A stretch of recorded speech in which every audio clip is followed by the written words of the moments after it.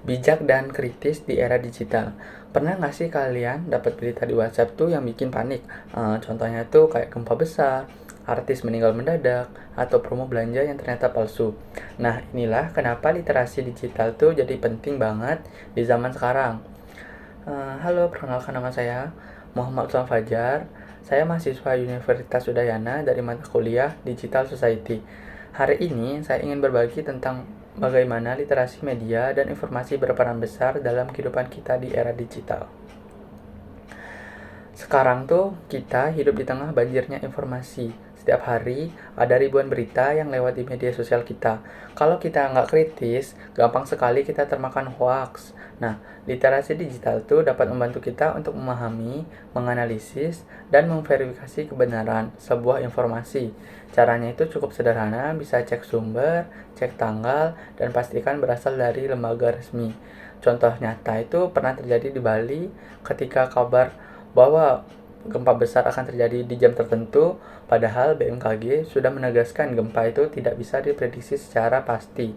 Sayangnya, karena orang tidak mengecek kebenarannya itu, kepanikan pun menyebar begitu cepat. Transformasi komunikasi di era digital itu memang memberikan ruang besar untuk kebebasan berpendapat. Kita bisa menyuarakan pikiran kita dengan mudah, tapi di sisi lain juga memunculkan tantangan baru, dari maraknya disinformasi, ujaran kebencian, hingga kesenjangan digital antara kota dan desa.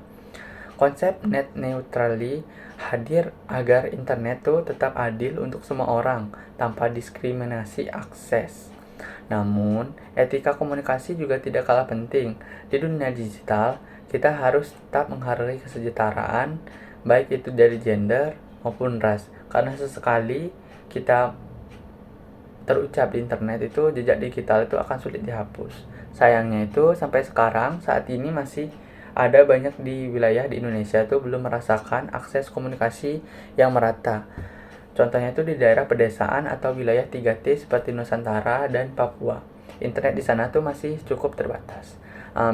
Bisa kalian bayangkan anak-anak di sana tuh sulit sekali mengikuti pembelajaran online ataupun sekedar mendapatkan informasi tertentu. Nah, inilah contoh nyata dari kesenjangan digital yang masih perlu kita perhatikan secara bersama.